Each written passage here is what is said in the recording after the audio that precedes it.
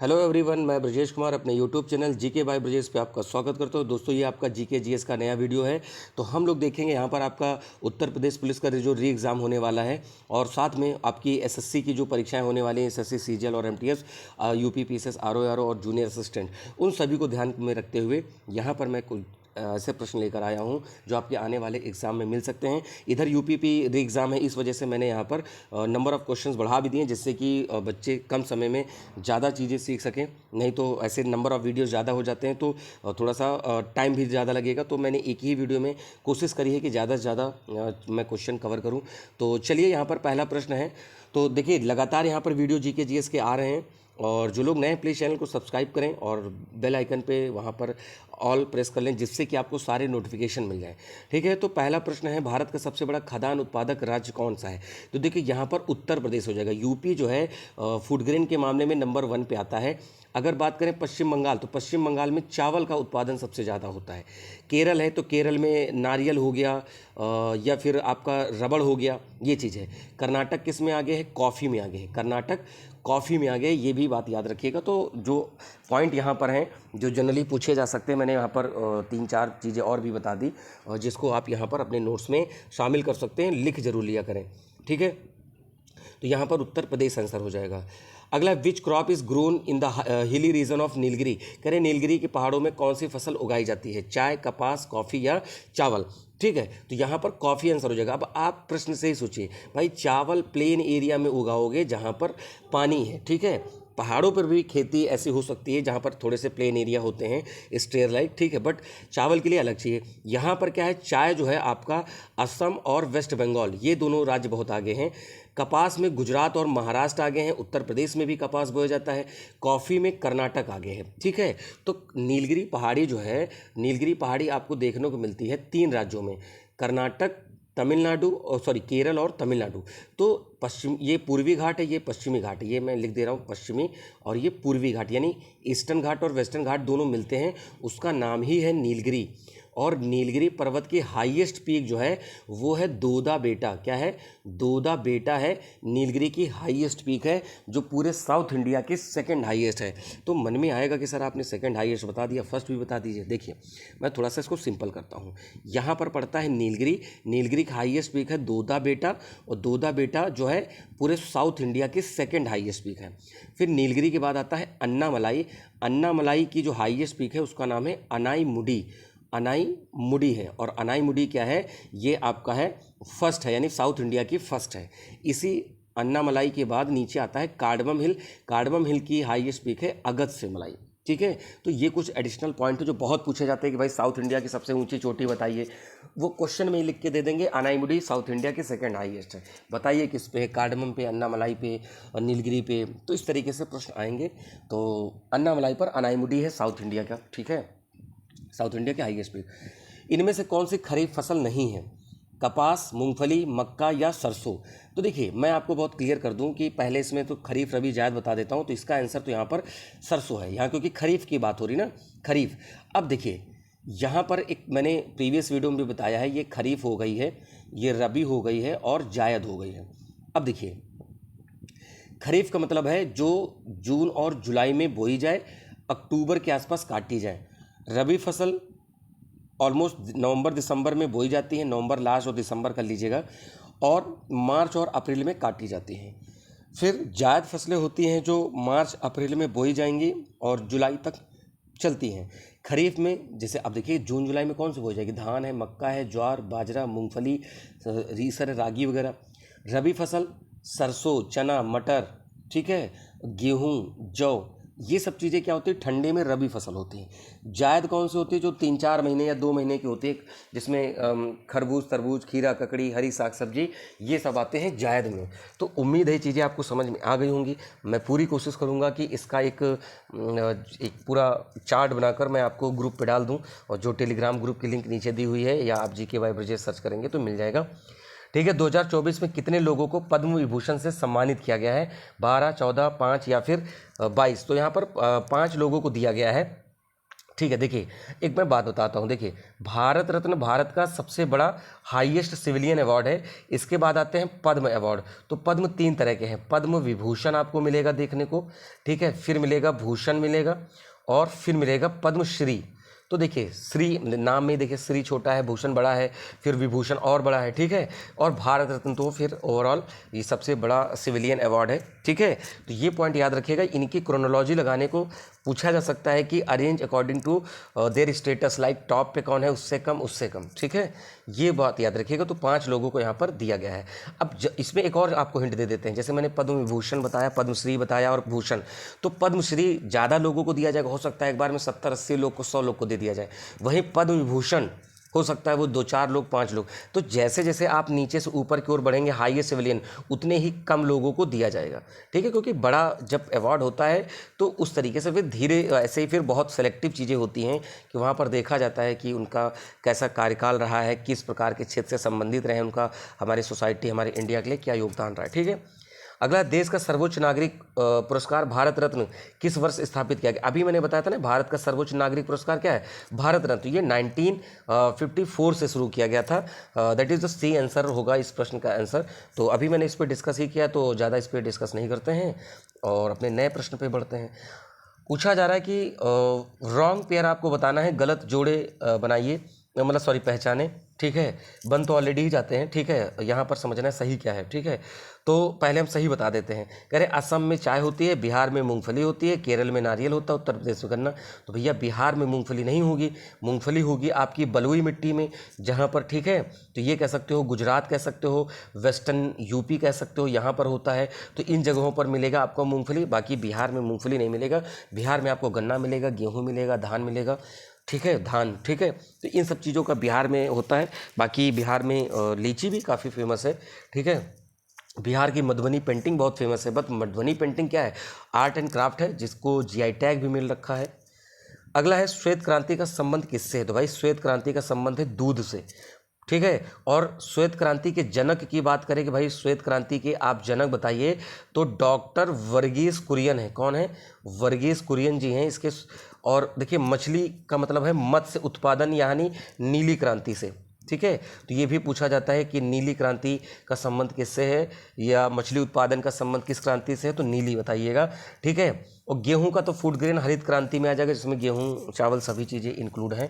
और हरित क्रांति के जनक की अगर हम बात करें, यहाँ पर देखिए बहुत पूछा जाता है, इसलिए मैं बता रहा हूँ। तो किसी के मन में ये भाव नहीं आए मेरे दोस्त कि सर क्वेश्चन का आंसर हो गया, आप आगे बढ़ें। मेरा मतलब है कि इससे संबंधित सराउंडिंग की चीज़, आप देखते हैं जब कई शिफ्टों में पेपर होता है तो एक प्रश्न बनता है तो उसके सराउंडिंग की चीज़ें आसपास पूछ ली जाती हैं।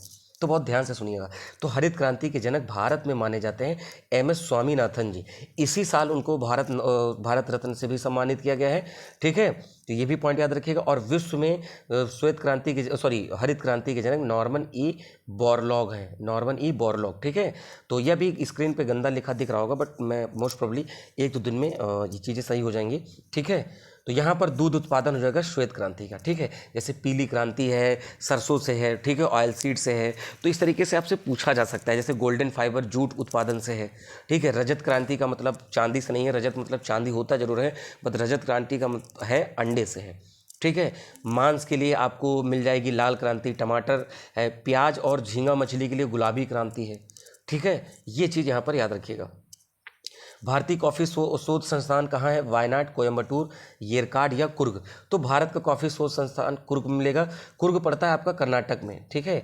कुर्ग कहाँ मिलेगा देखने को? कर्नाटक राज्य में मिलेगा। और आपको एक बात बता दें, कर्नाटक में ही एक पहाड़ी है जिसका नाम है बाबा बुदान या बाबा बूदन की पहाड़ी। तो ये एक व्यक्ति थे जो यहाँ पर पहाड़ियों पर अपना कहीं से लेके आए थे किसी देश विदेश से कॉफ़ी का बीज, और यहाँ पर डाले, जिससे कि जो यहाँ पर कॉफ़ी का उत्पादन शुरू हो गया। उसी से उस पहाड़ी का नाम ही पड़ गया बाबा बुदन की पहाड़ी, ठीक है, क्योंकि नाम ही उनका था। तो कर्नाटक कॉफ़ी में आगे है, असम चाय में आगे है। त्रिची में, केरला में पड़ता है त्रिची, तो वहाँ पर बनाना रिसर्च इंस्टीट्यूट है, यानी बनाना अनुसंधान क्षेत्र जो है वहाँ पर मिलेगा, ये याद रखिएगा।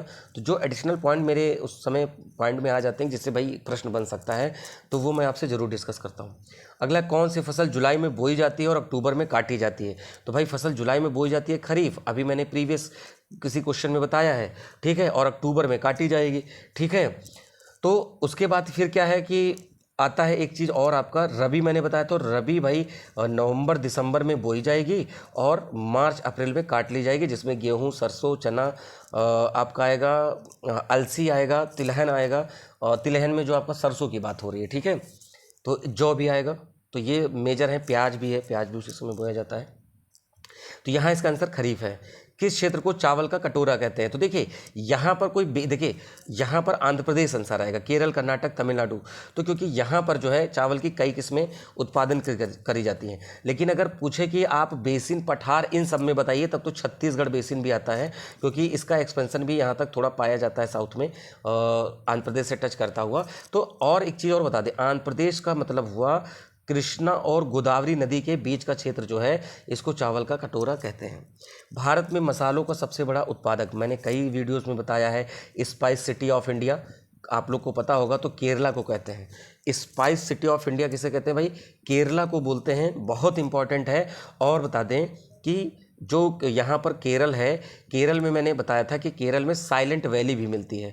तो लगातार आप दोस्तों वीडियो देख रहे होंगे तो आपको बहुत सारे प्रश्नों की जानकारी ऑलरेडी मिल गई होगी। जब आप बार बार किसी चीज़ को सुनते हो तो वो रिकॉल हो जाती है। जैसे आप मूवी देखते हो तो मूवी के एक एक डायलॉग रट जाते हैं, क्यों? क्योंकि आप वो एक्शन होते हुए देखते हो, ठीक है। अभी आपको 10 मिनट की मूवी दिखाई जाए और 10 मिनट किताब पढ़ने को कहा जाए, तो आप 10 मिनट किताब पढ़ के सारी चीज़ें याद नहीं रहेगी, लेकिन जो मूवी देखे होगे वो ज़रूर याद रहेगी। तो वो आपके माइंड में, कॉन्शियस माइंड में सब बैठ जाता है, ठीक है। तो स्पाइस सिटी और साइलेंट वैली कहाँ है? सब केरल को ही कहा जाता है, ठीक है। तो यहाँ पर केरला आंसर हो जाएगा। अभी आपने देखा कि केरल के वायनाड में लैंडस्लाइड हुआ, जिसमें मोस्ट प्रोबेबली जो रिकॉर्ड अभी डेटा आ रहा है वो लगभग 250 लोगों की मृत्यु हो गई है और बहुत सारे लोग बेघर हो गए।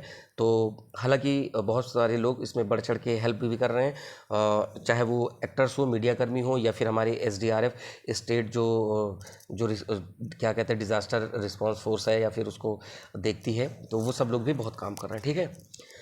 गुलाबी क्रांति मैंने अभी थोड़ी देर पहले आपसे बताया था। तो गुलाबी क्रांति यहाँ पर झींगा मछली, जिसको हमने कहा था प्रॉन, ठीक है, PRAWN, ठीक है। और इसमें गुलाबी क्रांति में आप प्याज भी रख सकते हैं, तो ये दोनों का ही संबंध इससे है, ठीक है। मछली के लिए मत्स्य उत्पादन, नीली क्रांति मैंने अभी आपसे बताया था। तो जो भी रेवोल्यूशंस है, लाइक ब्लू है, ब्राउन है, इस तरह से ग्रे है, सब पूछा जाता है आपसे। भारत में प्राकृतिक रबर, देखिए मैंने अभी इसको डिस्कस किया था दोस्तों, तो प्रश्न वैसे ही बनते हैं जैसा। तो यहाँ पर केरला हो जाएगा, केरल में प्राकृतिक रबर बहुत ज़्यादा होती है, ठीक है। उत्तर प्रदेश में फूड ग्रेन बहुत ज़्यादा होता है। तो इन सब पे जब हमने बात करी थी, तो यहाँ पर क्या आंसर हो जाएगा? केरला हो जाएगा।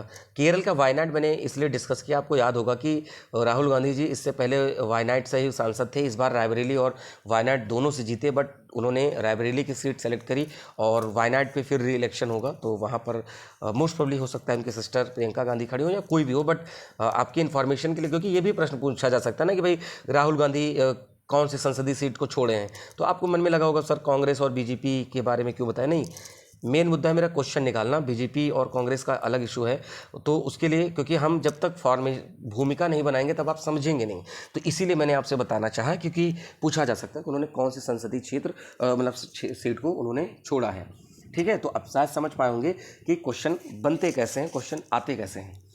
अगला, भारत में कुल कार्यशील जनसंख्या का कितना % कृषि में लगा हुआ है?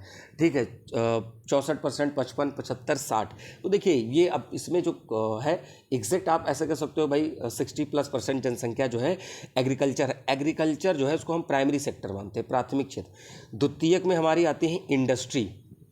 इंडस्ट्री किस में आती है? द्वितीयक उद्योगों में आती हैं, ठीक है। प्राइमरी का मतलब है रॉ मटेरियल, जहाँ से आपको कच्चा माल मिलता हो। कच्चा मतलब पकाने वाला कच्चा नहीं कि हाँ सर सब्जी कच्ची हो पक गई तो दैट इज़ सेकेंड इंडस्ट्री, नहीं। रॉ मटेरियल मिलता है हमें किसी चीज़ को। अब जैसे चीनी बनेगी इंडस्ट्री में, दैट इज़ सेकेंडरी, बट उसके लिए गन्ना कहाँ से आएगा? प्राइमरी। चुकंदर कहाँ से आएगा? प्राइमरी, ठीक है। That is the mean primary और सेकेंडरी। तीसरा होता है टर्सरी, तो तृतीयक जो है, तो उसमें आता है आपका सर्विसेज आती हैं, ठीक है। सर्विस के बदले जो पैसा लिया जाता है, किसी भी प्रकार की सर्विस हो उसके बदले जो आप पेमेंट करते हो, that is the tertiary sector. उसमें आपका कह सकते हो कॉलिंग हो गया, साइंस एंड टेक हो गया, ट्रांसपोर्ट हो गया, इस तरह की चीज़ें जो है सर्विस सेक्टर में रखी जाती हैं। सबसे अधिक कॉफ़ी कहाँ होती है, तो ऑप्शन पे डायरेक्ट हम जाएंगे भाई, कर्नाटका राज्य में कॉफ़ी होती है। और देखिए एक फेमस है अरेबिका, एक है रोबस्टिका कॉफ़ी, ठीक है, और एक है यहाँ पर आपका जो मिलेगी अरकू वैली में मिलती है आंध्र प्रदेश में, बट कर्नाटक में अरेबिका रोबस्टिका बहुत फेमस है, that is the Karnataka answer हो जाएगा। अगला प्रश्न है निम्नलिखित में से कौन सी रबी फसल नहीं है। रबी के बारे में मैंने बताया था भाई, रबी फसल मतलब जो ठंडी में बोई जाएगी, गेहूं, जौ, रेपीसीड, तो ये तो रबी फसल हो गई। चावल खरीफ है, बहुत बार आ रहा, तो इतना मैंने बता दिया है कि ऑलमोस्ट मुझे नहीं लगता है कि कुछ अलग से आपको पढ़ने की ज़रूरत है। तो आप बाकी कमेंट कर सकते हैं, कमेंट कर दीजिएगा, किसी भी फसल के बारे में जानना होगा उसका आंसर किया जाएगा बिल्कुल। और मेरी यही आपसे रिक्वेस्ट है कि लगातार वीडियो देखिए, नोट्स बनाएं, एग्जाम के समय आप रिवाइज कर सकें, क्योंकि एक क्वेश्चन अब देखिए ऑलमोस्ट अभी 15 मिनट हुआ है वीडियो स्टार्ट किए मैंने, बट कितनी चीज़ें बताई, क्वेश्चन नंबर हम लोग 16 पे ही हैं, बट स्टिल हम लोग बहुत सारी चीज़ें जान चुके हैं। तो रबी फसल चावल नहीं है, चावल आपका खरीफ फसल है। कह रहे नगदी फसल इसमें से कौन सी है, चावल, बाजरा, मक्का या फिर तंबाकू, तो यहाँ पर हम तंबाकू को रखेंगे। नगदी फसल कैश क्रॉप होता है, मतलब जिसको आप घर पे मत लाओ, कोई ज़रूरत नहीं है, आप डायरेक्ट खेत से बेचो। गन्ना कैश क्रॉप है भाई, गन्ना ला के घर में क्या ही करेंगे इंसान, ठीक है। तो अब क्या होगा, ये जाएगा मिल में, जाएगा मिल में, फिर क्या होगा, तो इसमें क्या होगा कि फिर भाई रस निकाला जाएगा, उससे फिर तमाम चीज़ें बनेंगी, चीनी बनेगी, शीरा बनेगा, सब तमाम तरह की चीज़ें यहाँ से बनती है। जगरी भी बनेगा जिसको गुड़ बोलते हो, ठीक। दक्षिण भारत में चाय उत्पादक का सबसे बड़ा राज्य, अब पूछा है साउथ इंडिया का पूछा गया है, ध्यान से सुनिएगा, यहाँ पर चाय पूछा जा रहा है, वो भी साउथ इंडिया का। अगर ऐसे पूछते हो तो हम आसाम और वेस्ट बंगाल बताते, बट साउथ इंडिया में कर्नाटक, केरल, आंध्र प्रदेश, तमिलनाडु, तो यहाँ पर डी आंसर हो जाएगा। तमिलनाडु जो है चाय उत्पादक सबसे बड़ा राज्य। अब मैं आपको बता दूँ तमिलनाडु के बारे में, ये है तमिलनाडु। तमिलनाडु के तट को हम बोलते हैं कोरोमंडल, रिवाइज करा देता हूँ जल्दी से, कोरोमंडल। ऊपर है वेस्ट बंगाल, सॉरी आंध्र प्रदेश, आंध्र प्रदेश को बोलते हैं नॉर्थ सरकार या आंध्र सरकार, सरकार को CIR लिखिएगा, जिससे कि गवर्नमेंट वाला सरकार ना लगे। उड़ीसा के तट को बोलते हैं उत्कल या कलिंग तट, उत्कल या फिर कलिंग तट बोलते हैं, और बंगाल के बंग तट। फिर इधर केरल को मालाबार तट बोलते हैं, कर्नाटक गोवा से लेकर कर्नाटक बोलते हैं कन्नड़ या कनारा, और महाराष्ट्र से लेकर गोवा तक बोलते हैं कोंकण तट। और जो गुजरात में 2 जगह, एक है कच्छ तट ऊपर वाला, और ये वाला है काठियावाड़, ठीक है। जब मैंने एशियाटिक लेवल में बताया था तब काठियावाड़ बताया था। हिमालय के पार कौन सी नदियां हैं, तो देखिए ब्रह्मपुत्र, सिंधु, ये सिंधु, सतलज, गंगा, ब्रह्मपुत्र, सिंधु, सतलज, ब्रह्मपुत्र, सिंधु, गंगा या ब्रह्मपुत्र, सतलुज, गंगा। तो यहाँ पर आंसर क्या हो जाएगा आपका, ब्रह्मपुत्र, सिंधु, सतलज। अब मन में आएगा सर गंगा को आपने क्यों नहीं रखा, देखिए मानसरोवर है, मानसरोवर ये पड़ता है मेजर यहाँ पर, इसके पास से इधर मिलता है चेमा युंगडुंग ग्लेशियर से निकलती है ब्रह्मपुत्र, ठीक है। तो यहाँ पर नदी निकलती है ब्रह्मपुत्र, चेमा युंगडुंग ग्लेशियर। इसी के पास में पड़ता है बोखर छू ग्लेशियर, बोखर छू ग्लेशियर, ठीक है, बोखर छू ग्लेशियर। तो इससे निकलती है आपकी इंडस। सतलज आ रही होती है, तो सतलज राकस ताल से आ रही होती है। Sutlej is the only river which cut all the 3 ranges of Himalaya, तो हिमालय की तीनों श्रृंखलाओं को काटती है सतलज, ये बात याद रखिएगा। अगला है कौन सी यहाँ पर नदियाँ हैं जो लंबाई को अवरोही क्रम में बताएं भाई, तो यहाँ लंबाई के मामले में देखिए कौन कौन घटते क्रम में बताना है, तो यहाँ पर देखिए सबको लेकर लेना है। तो ब्रह्मपुत्र, गोदावरी, सॉरी गंगा, गोदावरी, नर्मदा। अब मन में आएगा सर भारत की तो सबसे लंबी नदी गंगा है, इंडिया में है ना गंगा, बट ब्रह्मपुत्र तो उससे रिवर चली आ रही है, क्या नाम है आपका, तिब्बत से चली आ रही है, ठीक है। तो ये याद रखिएगा, अगर देखा जाए गंगा की लंबाई 2525 किलोमीटर है, इंडिया में सबसे लंबी है, और ये 5 राज्यों में बहती है, उत्तराखंड, यूपी, बिहार, झारखंड और वेस्ट बंगाल। तो इन 5 राज्यों में बहती है। सबसे ज़्यादा इसकी लंबाई उत्तर प्रदेश में है गंगा की, और सबसे छोटी है झारखंड में। वेस्ट बंगाल में जब पहुंचती है तो गंगा से एक अलग नदी होती है, उसको बोलते हैं हुगली। हुगली गंगा की वितरिका है, डिस्ट्रीब्यूटरी, यानी मेन रिवर से जब अलग रिवर कट के चली जाती है independent, that is the distributary. And Kolkata city located on the Hooghly river and the bank of Hooghly river, तो बहुत पूछा जाता है, ठीक है। ब्रह्मपुत्र के बारे में थोड़ा सा मैं बता दूं, देखिए सांगपो बोलते हैं इसको हम तिब्बत में, ब्रह्मपुत्र को सांगपो बोलते हैं कहाँ पर, तिब्बत में। यारलुंग कहाँ कहते हैं, यारलुंग, यारलुंग कहते हैं चाइना में, ठीक है, चाइना में। फिर इसके बाद आता है दिहांग, दिहांग कहते हैं अरुणाचल प्रदेश। ब्रह्मपुत्र इसका नाम कहाँ है, आसाम में। जमुना कहाँ बोलते हैं, बांग्लादेश में। तो उम्मीद है कि पॉइंट समझ में आए होंगे। और असम राज्य में ब्रह्मपुत्र नदी में एक द्वीप पड़ता है जिसका नाम है माजुली। माजुली जो है सबसे बड़ा आइलैंड है, रिवराइन आइलैंड, नदी में स्थित सबसे बड़ा द्वीप है। वैसे वर्ल्ड वाइड सबसे बड़ा आइलैंड तो आपको देखने को मिलेगा ग्रीनलैंड है, बट अगर नदी के अंदर आपसे बात होती है तो नदी के अंदर मेरे दोस्तों तब आपको माजुली बताना है। नदी ब्रह्मपुत्र बताइएगा और राज्य असम बताइएगा। भारत की सबसे बड़ी नदी कौन सी है, गोदावरी, कृष्णा, महानदी, गंगा। देखिए दिए हुए ऑप्शन से बताना है तो दिए हुए ऑप्शन में क्या हो जाएगा, गंगा हो जाएगा। ये लंबी नदी है, लॉन्गेस्ट लंबाई के मामले में। अगर बड़ी पूछेगा तब तो आप ब्रह्मपुत्रा बताओगे। गोदावरी सेकंड लॉन्गेस्ट है इंडिया की, और लॉन्गेस्ट है किसकी, साउथ इंडिया या पेनिनसुलर इंडिया। यानी अगर पूरे दक्षिण भारत में देखा जाए तो गोदावरी सबसे लंबी है, पर अगर हम गंगा को इंक्लूड कर लें तो गोदावरी सेकंड पे आएगी। और गोदावरी को हम ओल्ड गंगा बोलते हैं या बूढ़ी गंगा बोलते हैं, और साथ में इसको हम बोलते हैं साउथ गंगा के नाम से भी जानते हैं। कृष्णा जो है महाबलेश्वर से निकल रही होती है, और कृष्णा नदी पर नागा अर्जुन, श्रीशैलम और अलमाटी डैम है। कौन कौन से हैं, नागा अर्जुन सागर, भाई जहाँ कृष्ण रहेंगे अर्जुन को साथ रख लीजिएगा, ठीक है। नागा अर्जुन सागर, श्रीशैलम और अलमाटी डैम कृष्णा नदी पे हैं। महानदी निकलती है छत्तीसगढ़, मैंने 36 अल्फा न्यूमेरिक लिखा है, छत्तीसगढ़ के सिहावा हिल से निकलती है महानदी, और महानदी पर भारत का सबसे लंबा डैम पाया जाएगा दोस्तों, और उस डैम का नाम है आपका हीराकुंड डैम। हीराकुंड नदी पूछे तो हीराकुंड डैम की महानदी हो जाएगा, और राज्य पूछे तो आप उड़ीसा जरूर बताएं। अगला प्रश्न यहाँ पर बात करते हैं, तो बांग्लादेश में गंगा को किस नाम से जानते हैं, चलिए इसको जानते हैं पद्मा नाम से। और देखिए, अच्छा इन सारों चीज़ों को मैं अगले पेज पे क्लियर करता हूँ साफ साफ।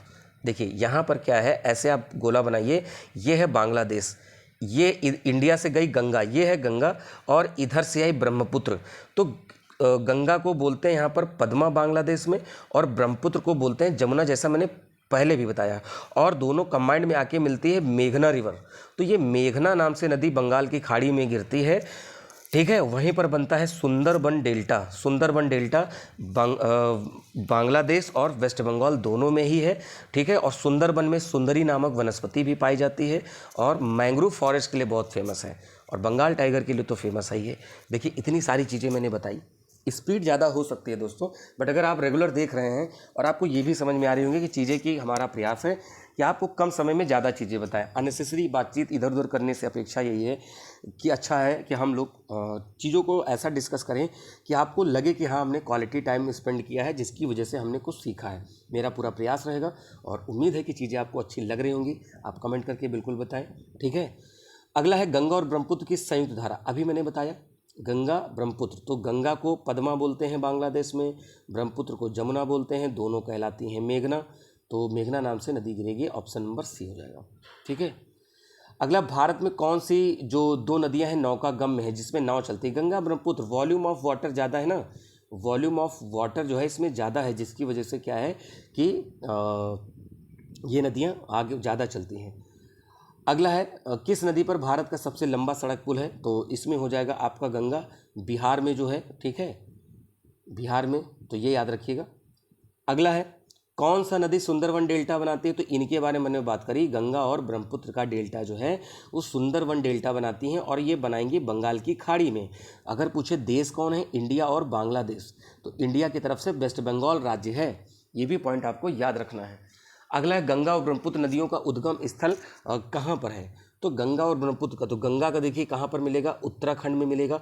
उत्तराखंड में भागीरथी में जब अलकनंदा मिलती है देवप्रयाग के पास, वहाँ से बनती है गंगा, ठीक है। और तिब्बत के पास ब्रह्मपुत्र निकलती है, जहाँ पर है चेमा युंगडुंग ग्लेशियर, चेमा युंगडुंग ग्लेशियर। तो ये पॉइंट यहाँ पर याद रखिएगा, ठीक है। तो उत्तराखंड और तिब्बत आंसर हो जाएगा। कौन सी नदी है जो भारत में नहीं निकलती, तो दैट इज़ द ब्रह्मपुत्र, ठीक है। बाकी कावेरी आपको कावेरी ब्रह्मगिरी पहाड़ी से निकल रही है, नर्मदा अमरकंटक से निकलती है, ठीक है। कावेरी ब्रह्मगिरी पहाड़ी से निकलती है, ठीक है, साउथ में है, ठीक है। और नर्मदा जो आपको मिलेगी, नर्मदा आपको अमरकंटक से निकलती है, मैकाल रेंज के पास। गंगा हमने अभी बताया है कि भाई भागीरथी, अलकनंदा, देवप्रयाग, ठीक। गंगोत्री ग्लेशियर भी वहाँ पर है, बट गंगा नाम से नदी नहीं निकलती, भागीरथी से निकलती है। तिब्बत में बहने वाली सांगपो नदी तो भारत में जब प्रवेश करती तो भैया अरुणाचल प्रदेश में करती। अरुणाचल प्रदेश में मैंने बताया था, इसको हम किस नाम से जानते हैं, दिहांग नाम से जानते हैं। ब्रह्मपुत्र वॉल्यूम ऑफ वाटर के हिसाब से सबसे बड़ी नदी है। यहाँ पर एक दर्रा है जिसका नाम है यांग याप दर्रा। यांग याप दर्रे से ये नदी भारत में प्रवेश करती है, जो कि बहुत इंपॉर्टेंट है, आपसे पूछा जाएगा किस दर्रे पे, तो यांगयाप दर्रा होगा। वहीं पर एक माउंटेन पड़ता है जिसका नाम है नामचा बरुआ। नामचा बरुआ, तो नामचा बरुआ के पास ये यू टर्न लेती है जहाँ से ये नदी प्रवेश करती है भारत में, और दिहांग नाम से जानी जाती है। सिंधु की लंबाई कितनी है, तो किस नदी के बराबर है, मतलब सिंधु की लंबाई ब्रह्मपुत्र नदी के बराबर है, और ये लंबाई कितनी है, ऑलमोस्ट 2900 किलोमीटर। इनसे छोटी नदी कौन सी है, आपको 2525 किलोमीटर मिलती है, जिसके बारे में गंगा मैंने भी बताया था, ब्रह्मपुत्र, गंगा, गोदावरी, नर्मदा, सीक्वेंस मैंने ऐसे बता रखा था आपको। तिब्बत में मानसरोवर झील के पास किसका उद्गम है, तो भैया सिंधु, सतलज, इनका सभी का है, मैंने बताया ना आपका। सतलज राकसताल हो गया, सिंधु बोखरछू ग्लेशियर हो गया, ब्रह्मपुत्र मैंने बताया कि भाई चेमायुंगडुंग ग्लेशियर हो गया। तो ये तीनों ही नदियाँ निकल रही हैं मानसरोवर झील के पास। अगला है दुनिया का सबसे बड़ा द्वीप देखिए वही क्वेश्चन आ गया भाई, माजुली द्वीप किसमें मिलेगा, ब्रह्मपुत्र नदी मिलेगा। मैं ऑप्शन पे ज़्यादा पढ़ के डिस्कस इसलिए नहीं करता हूँ कि भाई आप तो ऑप्शन पे ही, आंसर पे ही जानने आओगे, तो ऑप्शन तो चलिए ठीक है दिया हुआ, बट मेरा आंसर क्या है डायरेक्ट बता रहा हूँ, जिससे कि आपका समय भी बचे, प्लस एग्जाम में जैसे आप बैठे होंगे तो क्लिक करेगा कि हाँ यही हमने पढ़ रखा है। तो माजुली मिलेगा कहाँ भाई, असम में मिलेगा। सबसे बड़ा नदी द्वीप, इसको रिवराइन आइलैंड कहते हैं, नदी द्वीप या रिवराइन आइलैंड कहते हैं। क्लियर है दोस्तों। अगला प्रश्न, निम्नलिखित में से कौन सी नदी जो है दक्षिण से उत्तर की ओर बहती है, यानी साउथ टू नॉर्थ बहती है, तो यहाँ पर हो जाएगा बेतवा नदी, ठीक है। तो बेतवा यमुना की ट्रिब्यूटरी है, किसकी, यमुना की सहायक नदी है, ये भी बात याद रखिएगा। तो यहाँ पर हो जाएगा बेतवा रिवर। किस नदी को बिहार का शोक कहते हैं, बिहार का शोक कहते हैं कोसी को। ये बहुत मार्ग बदलती है, ठीक है।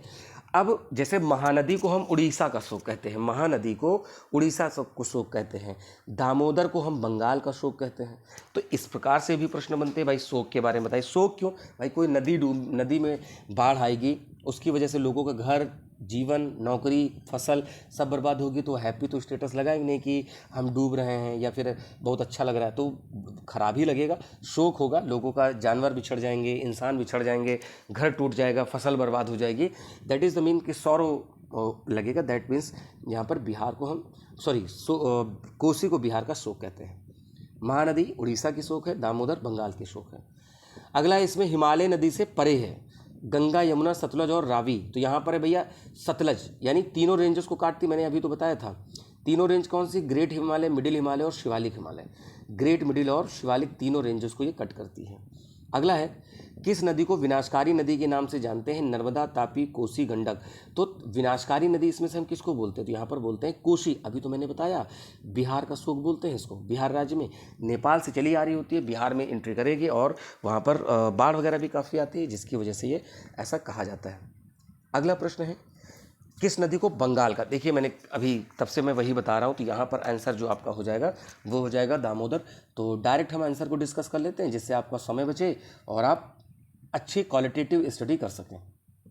अगला है भाई, अमरकंटक पठार से निकलने वाली लेकिन अलग अलग दिशाओं में बहने वाली प्रमुख नदी। देखिए सतपुड़ा रेंज है, सतपुड़ा पे एक जगह पड़ता है मैकाल पर्वत, मैकाल का हाईएस्ट पीक पड़ेगा आपका अमरकंटक, ठीक। मैं बहुत क्लियर कर देता हूँ जिससे कि पता चले कि भाई कहाँ से बात आ रही है।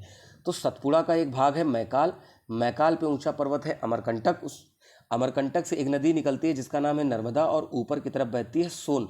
सोन पटना के पास आके गंगा में मिल जाती है, सोन गंगा में की ट्रिब्यूटरी है जो कि पटना के पास आकर मिलती है। नर्मदा आपकी जो साउथ इंडिया की तरफ कह सकते हो साउथ इंडिया में वेस्ट फ्लोइंग, पश्चिम की तरफ यानी अरब सागर में बहने वाली सबसे लंबी नदी मानी जाती है।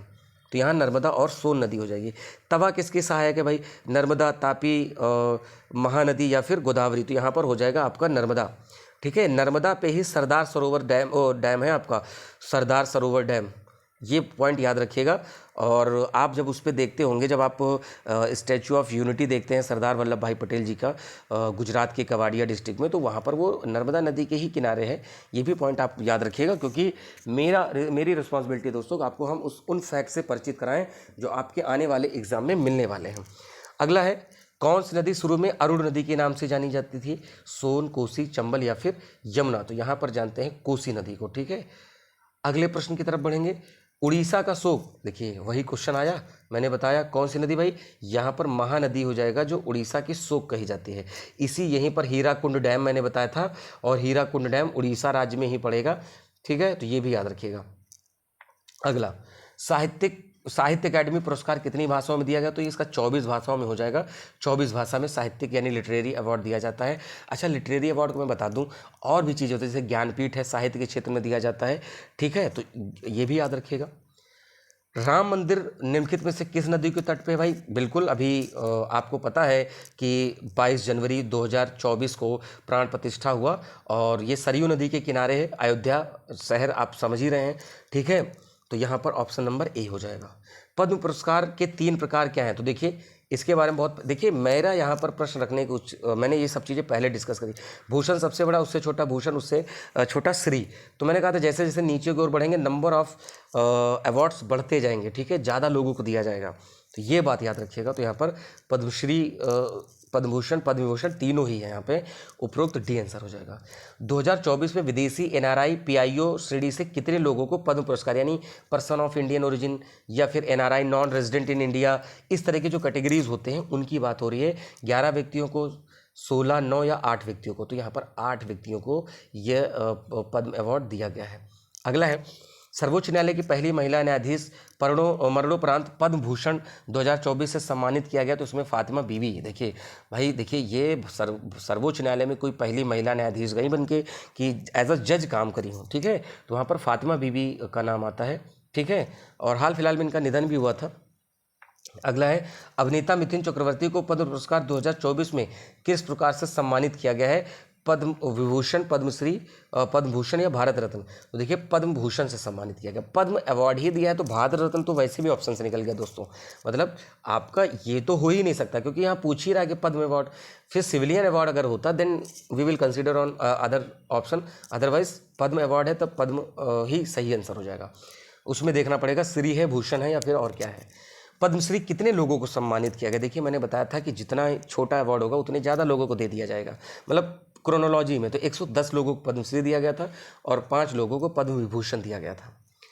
2024 में कितनी महिलाओं को पद्म पुरस्कार दिया गया? तो यानी 2024 में ये जो है 30 महिलाओं को दिया गया। अच्छा, ये जो पद्म पुरस्कार ये बांटे जाते हैं, ये आपको 26 जनवरी के आसपास बांटे जाते हैं, रिपब्लिक डे के आसपास बांटे जाते हैं। ठीक है, अयोध्या किस राज्य में? भाई उत्तर प्रदेश। प्राण प्रतिष्ठा हुआ, राम मंदिर आपने सुना। ठीक है, 22 जनवरी भी आपने जाना, सरयू नदी भी जाना आपने। तो कितने पॉइंट मैंने आपसे बताया है। ठीक है, अभी एक अलग से क्वेश्चन आपका मैं इसमें रखा हूँ और वो आप आंसर करिएगा। मंदिर से ही संबंधित है, मतलब अयोध्या या राम मंदिर से ही संबंधित है। ठीक है, तो उत्तर प्रदेश यहाँ पर आंसर हो जाएगा। साहित्यिक अकादमी पुरस्कार ठीक मतलब पुरस्कार वर्ष से ठीक पहले कितने पहली बार प्रकाशित पुस्तकों से संबंधित है? यहाँ पर मतलब पुरस्कार जब दिया जाए तो 5 वर्ष से संबंधित है। ठीक है, तो 5 वर्ष का गैप होता है। पद्म पुरस्कार विजेताओं की घोषणा किस दिन करी जाती है? देखिए वही प्रश्न आ गया, तो ये गणतंत्र दिवस होता है। देखिए स्वतंत्रता दिवस हम 15 अगस्त को मनाते हैं, गणतंत्र 26, Republic day. What is the meaning of Republic? Republic का मतलब होता है जिस देश का प्रमुख यानी राष्ट्रपति या राजा जो भी है जनता के द्वारा डायरेक्ट या इनडायरेक्ट चुना जाता है, दैट इज द गणतंत्र। लेकिन अगर राजा का बेटा राजा बनना, दैट इज गणतंत्र नहीं है, वो याद रखिएगा। वहाँ पर फिर वो राजतंत्र हो जाएगा। राजा का बेटा राजा बनता है तो राजतंत्र होता है। गणतंत्र मतलब देश का प्रेसिडेंट या देश का हेड डायरेक्ट और इनडायरेक्ट जनता के द्वारा चुना जाए। तो अब जैसे एग्जांपल लेते, इंडिया का जो प्रेसिडेंट है भाई, इंडिया के प्रेसिडेंट इनडायरेक्ट चुने जाते हैं। भाई हम लोग डायरेक्ट कहाँ इलेक्शन करते हैं प्रेसिडेंट को? हमारे चुने हुए सांसद या विधायक ये लोग मिलकर लोकसभा, राज्यसभा और विधानसभाओं के जो इलेक्टेड मेंबर होते हैं वो क्या करते हैं, हमारे देश के राष्ट्रपति को चुनते हैं। तो इनडायरेक्ट हुआ, डायरेक्ट जहाँ पर होता है जहाँ पर खुद लोग डायरेक्ट वोटिंग करें। तो यहाँ 26 जनवरी हो गया। प्रधानमंत्री मोदी के द्वारा अयोध्या के राम मंदिर भूमि पूजन और शिलान्यास। तो अच्छा, आप कंफ्यूज मत होइए, कह रहे हैं भूमि पूजन कब किया गया था और शिलान्यास समारोह कब किया गया था, ये बात याद रखना। प्राण प्रतिष्ठा नहीं पूछा गया, मैं बहुत क्लियर कर दूं आपको। तो यहाँ पर हो जाएगा 5 अगस्त हो जाएगा 2020 का। जो कोविड चल रहा था तो एक बार इवेंट हुआ था कि भाई कोविड में मंदिर की प्रतिष्ठा की जा सकती है, तो कोविड में और चीज़ें क्यों नहीं चल सकती हैं, स्कूल क्यों नहीं चल सकते हैं, लोग नौकरी पर क्यों नहीं जा सकते हैं, मार्केट क्यों नहीं लग सकती हैं, मॉल क्यों नहीं खुल सकते हैं, इस तरीके की चीज़ें हुई थी। ठीक है, पद्म पुरस्कार कौन प्रदान करेगा, तो भाई हमारे देश के प्रेसिडेंट प्राप्त देंगे। आर्टिकल 52 प्रेसिडेंट के बारे में है और आर्टिकल 61 जो है ये प्रेसिडेंट पर इम्पीचमेंट की बात करता है, ये भी पॉइंट आप याद रखिएगा। अगला है श्री राम नाईक जो है, श्री राम नाईक को पद्म भूषण पुरस्कार 2024 से सम्मानित किया। वो किस राज्य के राज्यपाल थे? अगर आप उत्तर प्रदेश से बिलोंग करते हैं तो आपको पता है कि उत्तर प्रदेश के भूतपूर्व राज्यपाल रह चुके हैं, इन्हीं को पद्म भूषण पुरस्कार मिला है, तो ये उत्तर प्रदेश के राज्यपाल थे। बाल साहित्य पुरस्कार, यानी जो बच्चे लोग कोई बुक, कोई नॉवेल, कोई और ऐसी चीज़ें लिखते हैं, तो ये पुरस्कार कब से सम्मानित दिए जाने लगे हैं? 2000, 2004, 2010 या 12। तो 2010 से बाल साहित्य अवार्ड भी दिए जा रहे हैं। अगला है कि भाई श्री राम मूर्ति प्राण प्रतिष्ठा। देखिए, मतलब प्रश्न भी ऐसे ही रखें जिससे कि आपको क्लियरिटी हो जाए। अगर 5 अगस्त 2020 को क्या हुआ था, तब तो शिलान्यास हुआ था, भूमि पूजन। भाई कोई चीज़ निर्माण होता है, आप अपना घर बनवाते हो, सबसे पहले भूमि पूजन होता है, इनॉग्रेशन होता है, भाई पहले ईंट रखी जाती है, भाई आज से चीज़ें शुरू की जा रही हैं, दैट इज़ द भूमि पूजन। बट प्राण प्रतिष्ठा के बाद जिस दिन मूर्ति स्थापित करी गई थी, और वो डेट थी कौन सी आपकी? 22 जनवरी थी 2024 को। साहित्य अकेडमी पुरस्कार कब स्थापित किया गया? तो साहित्य अकेडमी पुरस्कार 1954 में स्थापित करे गए, ये पॉइंट याद रखिएगा। अगला है राम मंदिर के प्रमुख वास्तुकार। मैंने इसी प्रश्न के लिए कहा था कि भाई आपको एक अलग से क्वेश्चन बताएंगे, तो इसमें क्या हो जाएगा? चंद्रकांत सोमपुरा, राम सोमपुरा, नरेंद्र जोशी या फिर राम वी सुतार। तो यहाँ पर क्या हो जाएगा? चंद्रकांत सोमपुरा यहाँ पर हैं, जिसके मुख्य वास्तुकार रहे हैं। तो दोस्तों ये आपके डेली के जो जीके जीएस के 60 क्वेश्चन हो गए। तो काम अच्छा लगा हो प्लीज़ चैनल को सब्सक्राइब करें, जो लोग नए हैं और चैनल को सब्सक्राइब करें, दोस्तों में शेयर करें और वीडियो को लाइक ज़रूर करें और कमेंट करें आपको कैसा लगा वीडियो, क्योंकि मैंने कोशिश करी कि बहुत सारी चीज़ें आपको बताएं। कल गैप भी हुआ, तो उम्मीद है कि चीज़ें कल की हिसाब से भी मैंने यहाँ पर कोशिश करी है कि आपको ज़्यादा से ज़्यादा चीज़ें बताई जाएँ।